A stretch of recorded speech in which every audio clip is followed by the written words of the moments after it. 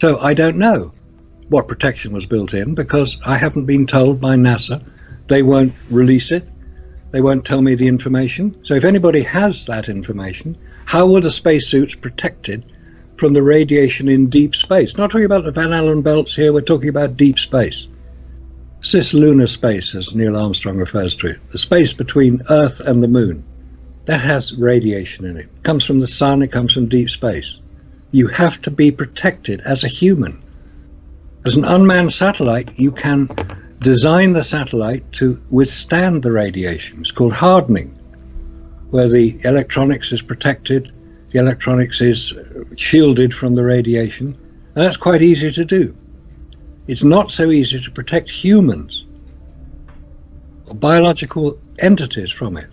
Now, at some point, somebody's going to come up, well, what about Zond 5 then?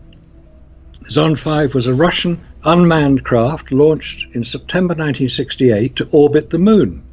And the Russians, being good chess players, put not only biological life, they put 2 turtles, I would call a tortoise or a terrapin, that sort of sized animal, some seeds, some biological plants, things like that. Sent them off to the moon in the Zond 5, orbited the moon, came back, landed. First time it had ever happened, by the way. First time a craft had ever returned from lunar orbit and landed back on Earth in one piece, because those 2 little turtles were still alive. Probably a bit pissed off, but glad to be home. So the evidence would appear to indicate that biological life can survive in the radiation environment in cislunar space, up to the moon. Except when you then realize that turtles have an ability to survive thousands of times greater levels of radiation than humans can. So it's not a fair comparison. But what the Russians also did, I said they're good chess players, they played a very, very interesting game. They put on board Zond 5 a tape recorder with a recording of a cosmonaut. I don't know who it was, it doesn't really matter. And that tape recorder was switched on as Zond 5 orbited the moon, and the voice of this cosmonaut came back saying, oh, I can see the lunar surface, I can almost touch it, it's so close, it's so beautiful, look at those craters, like as if there was somebody on board. I'm still trying to figure out what the stuff about the radiation on the moon. I'm trying to find the levels of radiation on the moon to start with, the base levels. Well, surely Apollo's got that, haven't they? They went there. Just looking up what the actual... Orion's first test flight, Exploration Test Flight 1, or EFT-1, was successfully completed in December 2014 along a trajectory traversing the peak flux regions of the Van Allen proton belt. The upcoming Orion mission, referenced to as Exploration Mission 1, is a test flight scheduled for 2019.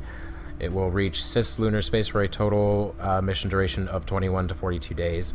The Van Allen proton exposure during EM1 is expected to be lower than EFT1, primarily due to faster transit through the belts, but significantly higher than that experienced by the International Space Station during South Atlantic anomaly passes. They tested a new method to detect radiation for future missions, and to do that, they went through the worst parts of the Van Allen belts consciously. I just found the standing radiation levels on the moon, and it's roughly 380 and 110. So that's much less than dangerous levels, it looks like. I always find it fascinating when discussing the Apollo missions. The subject of radiation always seems to crop up as being either complete and non-event, don't worry about it, it's no worse than a couple of sunburns, or it's a major problem, it's the showstopper of space. These 2 viewpoints, that it's either a problem or it's not. And based on the evidence that I've read and seen and discussed and heard mentioned, that it's much more of a problem than people trying to diminish it claim. It's a problem that you can solve. And when you solve the problem, then it's not that bad. One of the biggest problems with radiation in space is not as much of people and manned missions. It's actually unmanned missions and satellites. With the modern day electronics and how electronics are nowadays, the radiation affects that much, much more. It has a much larger effect on the satellite. Let's just leave radiation aside. When Blue can do the research, I'll do a bit of research, but maybe we'll come back and have some more definitive answers. It's the EM2, which is going to orbit the moon. That's supposed to be the next Orion launch. That will determine whether it's for real or not, because it's going to be watched very, very closely. But there is another problem in space, which doesn't get discussed all that much until recently. And that's the levels of vacuum and the effect of vacuum on spacecraft and on humans and on equipment. The level of vacuum at the moon is severe. It's known technically as a hard vacuum, which is much harder than the vacuum at the ISS, and certainly much harder than any vacuum that can be reduced here on Earth, even at the Glenn Research Center in Ohio, which was used as the test bed. If you've got a very hard vacuum, you get two effects. You get liquids outgassing and you get metals cold welding. It's basically what it says on the tin. You put two metals together and they will literally weld themselves together, because the vacuum is so powerful at that point that it literally pulls out from the metal, starting with the more volatile elements and going down. The molecules of outgassed metals intermingle and join together, hence welding. Probably much worse than radiation, which you can protect against. You can't actually protect against the vacuum of space. It's all around you. We've known about cold welding since the 40s. It isn't new. All right, if cold welding exists, I think we can agree that it does. Yeah. In severe vacuum, in hard vacuum, how do any two metals, the helmet of a spacesuit is attached to the body of the spacesuit by a metal ring? I've heard this a long time ago. I believe it when it comes from Earth, it has like a layer of oxygen or a layer of atoms around it that prevents the cold welding from happening. If you have two pieces of metal that were from space, then you will get it. But if you have metal from Earth, you won't. No, those oxygen molecules will be outgassed in a vacuum with a form of Teflon. The Teflon itself actually does outgas, but it does protect the metals. One of the other major problems is, if that is correct, and I think we'd agree that cold welding is something which exists and can be demonstrated to exist. If you put any metals in space, they're likely to cold weld. For instance, the shutter of the Hasselblad camera consists of 6 individual leaves, not a curtain shutter. It's also within the lens of the camera. Here's the prevention of accidental cold welding right here. You got your material selection, like coated surfaces. Selected materials can be coated, painted, oxidized, chemical, film, coated to reduce contact adhesion, so you can reduce actuator dependency, secure passive structures, cleanliness, lubrication, reduce contact surfaces, and reduce environmental exposure. There's a paragraph on each one of those topics sitting here, but that's just how you typically address cold welding. At what level of vacuum? In space. Where in space? ISS level? And the difference in vacuum between the ISS level and on the moon is not extremely different. It's 3 times higher. So what? It's 3 times higher than 1. Vacuum levels are measured in what's called torr, named after Evangelisco Torricelli, who was an Italian scientist who developed the barometer back in the 1600s. Named after him, a torr level of vacuum, you get 0 at sea level here on Earth. At the ISS, you get torr 10 to the minus 6, hence the Glenn Research Center. On the lunar surface, you get torr 10 to the minus 12. Now, each level of that, 1, 2, 3, is 10 times. It's a logarithmic scale. I know how a logarithmic scale works. Right. So if you've got 10 to the minus 6 going to 10 to the minus 12. So it's still a very tiny amount, because you're talking about tiny decimals. Tiny decimals. Saying that it's 3 times larger, it's insignificant. Well, if you say so, I don't agree with you. That's just math. And they're separated by 0.000002 of a unit. The separation is tiny. It's just that the difference of them is 3 times the amount. It's relative. It is relative. What I'm saying is that the level of vacuum on the moon is greater than the level of vacuum at the ISS. And then what I'm saying is that difference is basically irrelevant when we're talking about cold welding and we're talking about in space. That's an interpretation you put on Not an it. interpretation. That's what the difference is. The difference is minuscule. Well, if you say so. It's like 0.11 zeros and then a number. Yes, 10 to the minus 6 is 10 with 6 zeros. And the difference between 10 to the minus 2 and then the same number with a 6, was it? 10 to the minus 2 is 100. 10 Wait, to the hold on. minus 3 is 1,000. 10 to the minus 5 is Hold 100. on. Are you going 10 to the minus 2, or is it 2 to the minus 10? So I thought you said the first time. If you start at 10 to the minus 3 level at the ISS, you then go to 10 to the minus 12 on the moon. Okay. You're going up. Those the numbers? Yes. That's not 3 times difference. It's tens of thousands of times difference. That's the problem. So where do the numbers come from that you said it was 3 times difference? This is what I said right at the beginning. We're talking confirmation or falsification. You can confirm everything that you want to confirm. I don't have a problem with that because it makes for a very interesting discussion. If we all agreed on the same thing, we'd go nowhere. I'm trying to falsify much of what you're saying. Obviously without a great deal of success at the moment, because you're not agreeing it any more than I'm agreeing with very much of you falsifying what I'm saying. It's just that there are two aspects of this particular problem. There probably won't be a definitive answer. There probably won't be anybody who can say, okay, I get it, this is the answer. There probably won't be that, because people are so invested in the Apollo story that I doubt very much if you could. All right, so the vacuum difference on the moon is 3 times 10 to the negative 15 atmospheres. So that's 0.3 nanopascals. And the atmosphere in low Earth orbit is 10 to minus 7 is required. But on the moon, it's ultra high vacuum, low Earth orbit. Here we go. 5 times 10 to the negative 10. That's not that big of a difference. That's still extremely low torr. And how does that compare to the lunar surface? That would be, I think it was 3 times 10 to the negative 15. It's not that big of a difference. There's still, we're talking point. That means is 100,000. Compared to. Between the two is 100,000. And on the moon, it's God knows what, 15 zeros? The difference between a 15 zeros and 10 zeros, to hit math on my top of the head, which I haven't done this in a while, should be 100,000. 100,000 is not tiny in terms of logarithmic scale. It's not tiny. It's big. It's huge. It's vast. No, it's not. That's not the same way as doing a logarithmic scale measurement.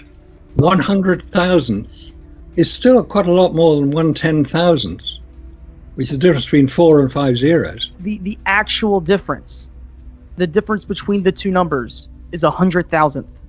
When it comes to vacuum, that's significant. Is it now? Yes, it is. When Apollo was being developed, they had a total budget of about $25 billion in 1970 terms. Okay? 10% of their budget was spent on vacuum testing at the Glenn Research Center. It cost $1.6 billion to build the damn place because they had to make sure it didn't collapse. It's quite big. It's got 8-foot thick walls. It's got a huge parabolic steel dish underneath it.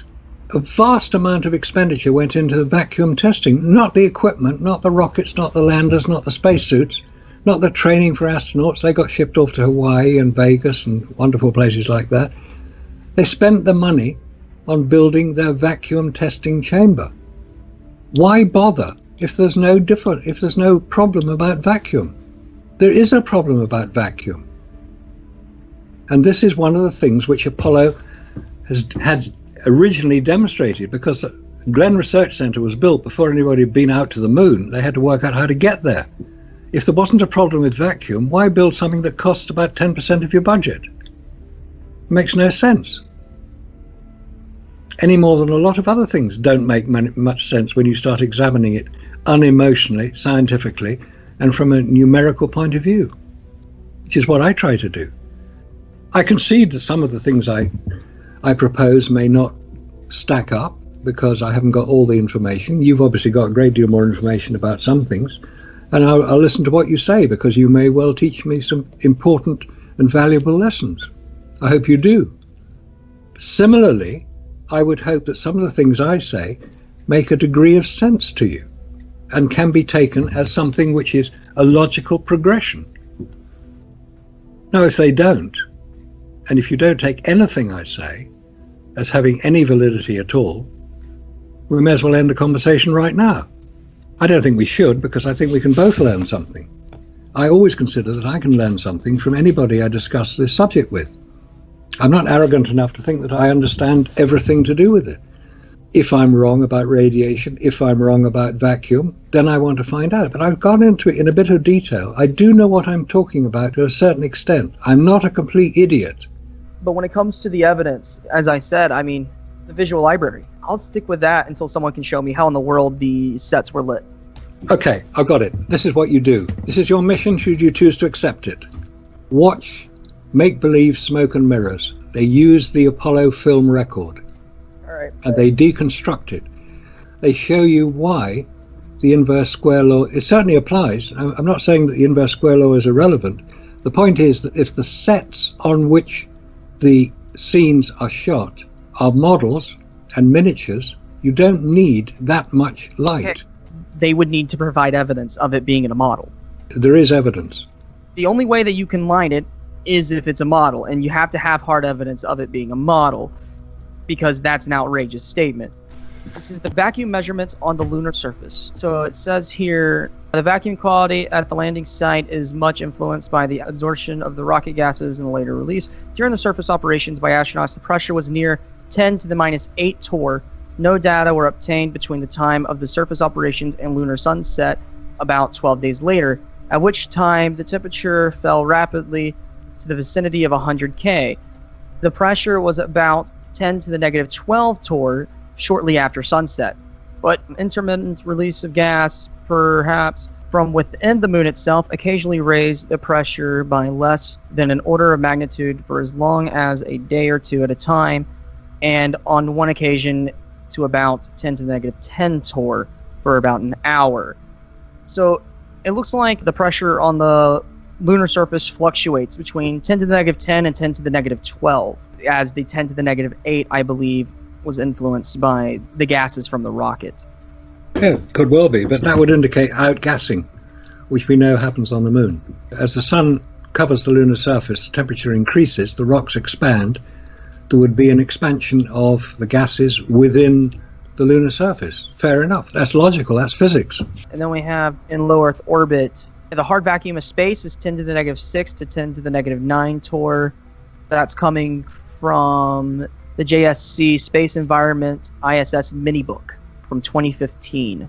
They expect it to be 10 to the negative 6 to 10 to the negative 9, and now we're talking about a difference that's even much less significant than what me and you originally talked about. I would still claim that 10 to the negative 6 represents a million, 6 zeros, a million. A million and billions, and not millionths and billionths. They're a million times and a billion times higher. It would be 4 times higher. Actually, it really wouldn't. 10 to the negative 6, if we're going to roll with the 10 to the negative 6 number and then roll to the 10 to the negative 10th number, so that's 10,000th different. But that's still a 10,000th of a difference. Which indicates a higher level of vacuum. By a tiny amount, by a 10,000th. No. Well, if you say so, I just don't agree with you. That's all. Okay. All right, let's move on to technology then, because that's something I wanted to talk to you about. You always have that one analogy. Do you mind repeating that analogy for the audience that you like to do about the Saturn V rocket? The analogy was in the acceleration of the Saturn V rocket, and I was comparing it to the acceleration of a well-known car, say a Ford Fiesta with 100 horsepower. It could get from 0 to 60 in, let's say, 10 seconds. If you take a Ferrari 458, which weigh about the same amount, maybe the Ferrari's a little bit more, but it has, say, 500 horsepower, and it can get from 0 to 60 in 4 seconds. It's the power that is available to propel the vehicle forward that reduces the time. Now, the analogy with the Saturn V rocket is that it is possible to measure the speed at which the Saturn V rocket took off, because we know how far it traveled in a certain distance. Because of the cloud cover at the time, it was about 30,000 feet, about 6 miles up, and you can measure the time it takes the rocket to reach that cloud level, because you can see its shadow cast onto the top surface of the cloud as it punches through it. It doesn't appear to be traveling fast enough to be able to reach the speed that it allegedly reached to get into low Earth orbit, because the rocket has to achieve a certain speed to reach low Earth orbit. Otherwise, it will just fall down because gravitational attraction will pull it back.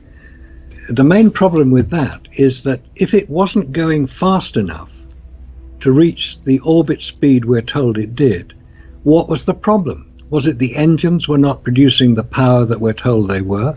Was there less weight on board? Or was there the right amount of weight but less power in the engines to propel it fast enough to get into low Earth orbit? If it didn't get into low Earth orbit, or if it didn't get into the right orbit, it may have got into an orbit about 100 miles up. But would that be sufficient to then circle the Earth twice and ignite the third stage for TLI, translunar injection, to accelerate the rocket to 25,000 miles an hour to escape velocity? That is the problem. That is what has been raised as a serious question.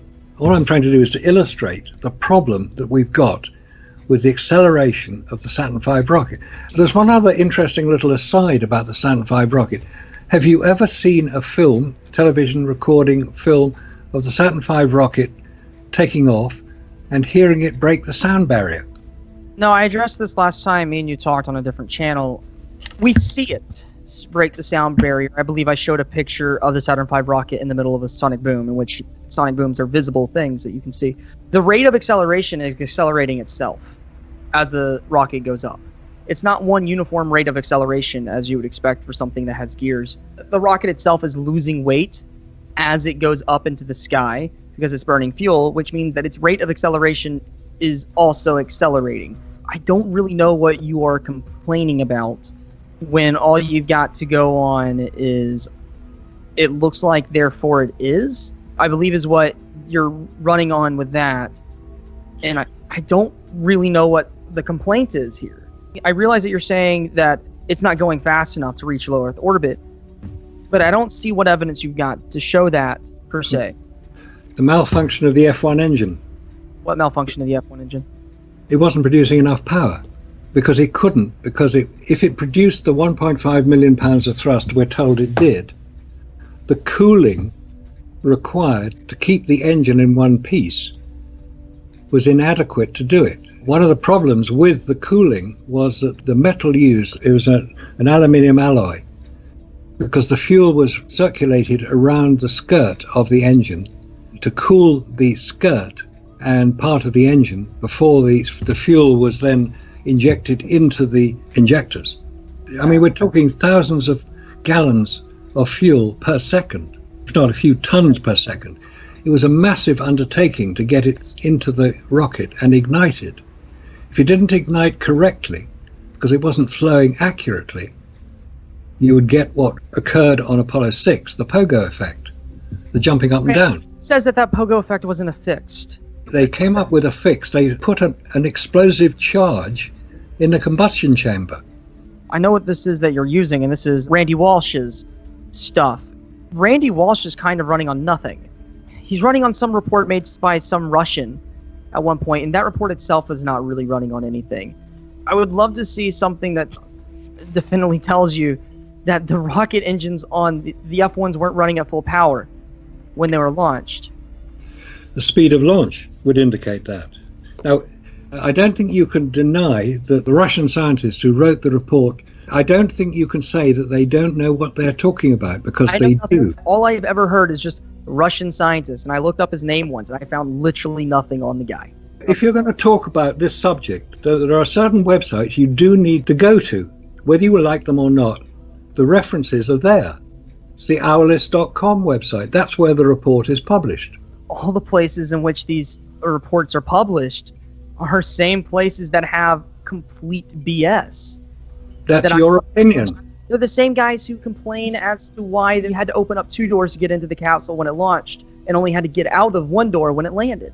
That's not on the Owlist website. I know what you're referring to.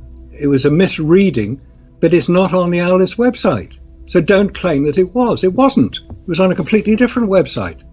So to lump all these websites that you don't like together does a complete disservice to a lot of people who've put a lot of time and effort into the subject. I think you should start taking a bit more notice of what they're saying. Why is he only published on Alice websites? Why is he only published on websites that believe that the moon landing was fake? How do you know that is the only site he's published on? Anything on it anywhere else, and the only people who mention anything on it are you guys. And what's the problem with that? It cannot have two sources, and I can't even find anything on the Russian scientist. Maybe he's not using his real name. Why is he not using his real name? Because of the sort of business that you've just described. If he's using a fake name, then how in the world can you verify who he is and verify his attributes? I don't know if he is using a false name. I'm just putting it forward as a suggestion. But you say you can't find him. You obviously haven't looked. I'll find it for you. First time I was given this report, I looked up the guy's name. I didn't find anything on him. So obviously you don't fully go along with all Randy is saying. Randy, have you read his book? Blue, answer the question. The bits that are free online of his book, oh man, I thought about covering it once, but I found better topics to cover. But I did read what the bits that are online, and it's just poor, is what it is. He would not give me the free link to his book, and I'm not going to pay him money. That tells you all you need to know about your level of research, that you're not prepared to pay any money for it. So that's more of a principle. Out of the things that he said to me over email chain, which I will not release because I don't want to release emails, but after the things that he said to me, no, I'm not going to pay him money. Things that he's called me and the way that he's treated me and the way that he's talked to me, I'm not giving that man any money. That's between you and him. So you can't criticize me on my research level if me trying to research a subject that honestly isn't that big of a deal requires me paying money to a guy who's personally insulted me. Sorry, that's not a thing that you can criticize me on. It's entirely between you and Randy. The arguments that you may have, that gets to personalities. But if you haven't read the book, you wouldn't be able to make that decision. I've read the bits that are online. That's not enough to do it. You've got to do the proper research. What makes you think I haven't done proper research? Here's all of our websites that you got to do the research. What makes you think that we haven't read bits from these websites? What makes you think that we haven't seen all of y'all's videos? That we haven't been doing all these things? But which videos have you watched? Which videos have I watched? I've watched multiple of Randy Walsh's videos. I've actually seen every single video on his channel at least once. I've sat there and watched through them. I've watched the Apollo Detectives podcast that you're on all the time. I've watched 2 of those. I watch a lot of the Shill Stompers channel. I'll check in on that every now and then. And then I've seen 4 or 5 full-length documentaries on the subject, including the one on the ILS website, including the one made by Bart Sabrell. That's just on y'all's research. When it comes to the NASA researches and stuff like that, I have traveled to locations. I have read the entirety of the moon lander and the lunar rover's manual. I have just sat down and just grabbed documents from a shelf because we have 3 shelves worth of NASA documents at my UAB's library. Every now and then I'll just sit down and just grab documents off the shelf and start reading them because I find them very fascinating. And when it just comes to general conspiracy theory, I watch a bunch of general conspiracy theory documentaries as well. So to sit here and say that I need to do my research, it's very insulting. And it's just something that you always just go down to. Virtually every form of conspiracy theorist, they always just result to, just do your research. I have done the research. Well, so have I. Just because I don't know this one small thing that you know, doesn't mean I haven't done my research. Yes. Okay, go on. All right. The article on the F1 engine is by Gennady Ivankov, PhD, and the Bauman Moscow State Technical University. Graduated from there in 1974. So he graduated there under the Soviet rule. Yep, majoring in aircraft engines specialization. Gennady holds 7 US patents, fiber optic sensors and switches. That's one of the articles.